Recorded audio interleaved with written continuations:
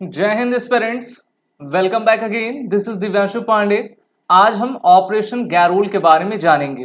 आप सभी जानते हो कि भारतीय थल सेना और जम्मू कश्मीर के पुलिस ने अपने 3 वीर सपूतों का बलिदान दिया है। तो ये पूरा इवेंट क्या है, इसको हम आज के सेशन में डिस्कस करने वाले हैं।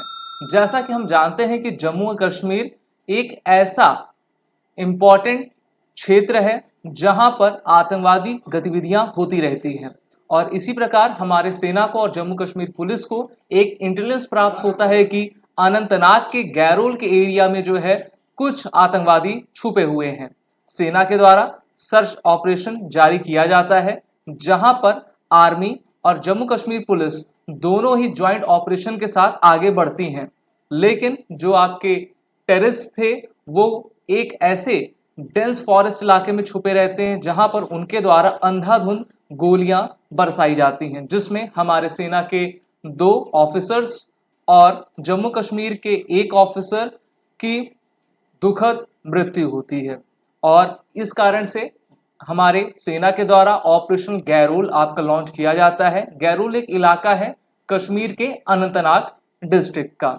इसमें हमारे आर्मी के 1 कर्नल, 1 मेजर और जम्मू कश्मीर पुलिस के डिप्टी सुपरिटेंडेंट ऑफ पुलिस घायल होते हैं और बाद में जो है इलाज के दौरान इनकी मृत्यु हो जाती है।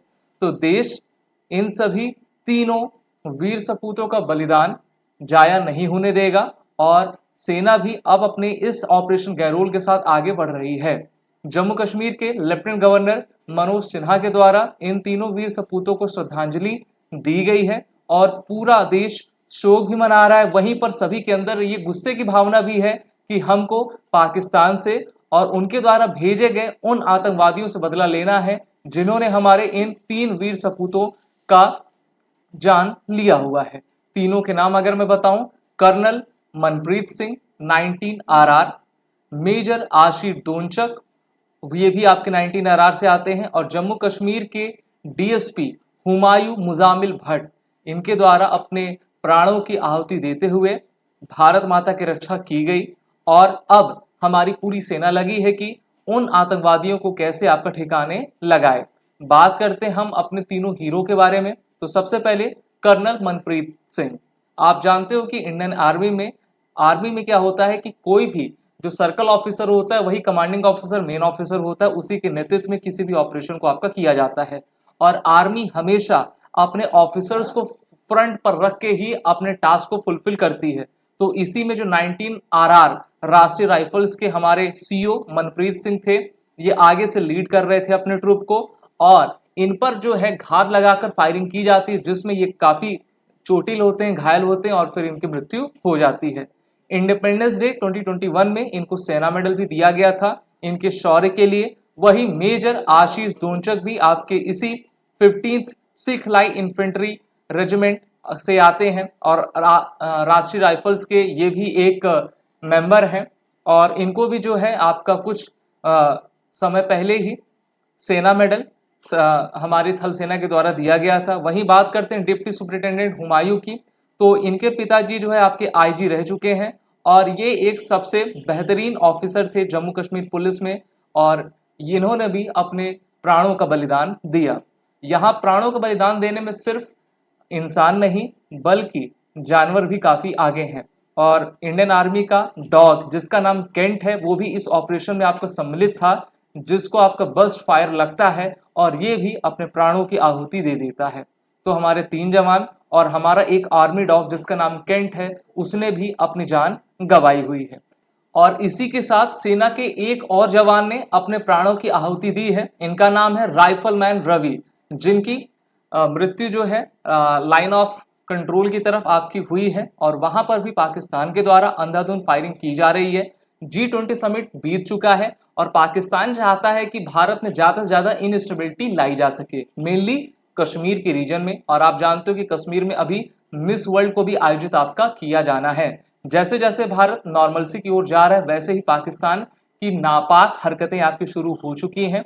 इससे पहले अभी कर्नल रैंक का ऑफिसर आशुतोष शर्मा, मेजर अनुज सूद और 2 जवान और 1 इंस्पेक्टर जम्मू कश्मीर के साथ जो है इनका भी किलिंग की गई थी टेररिस्टों के द्वारा, जहां पर ये ऑपरेशन में आपके इन्वॉल्व थे।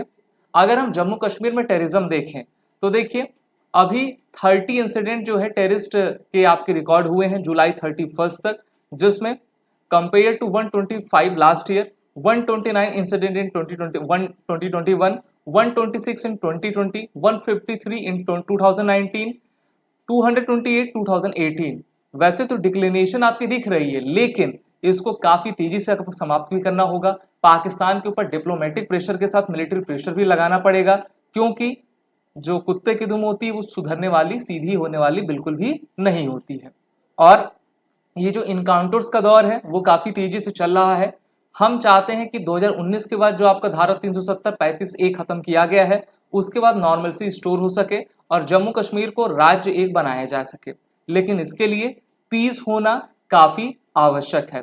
While 11 security personnel were killed in July 31 this year, the figure stood at 32, 42, 63, 80 and 91 in the previous 5 years. तो अभी तक जुलाई 31 तक 11 सिक्योरिटी पर्सनल आपके इन्होंने प्राणों की बलिदान दिया था।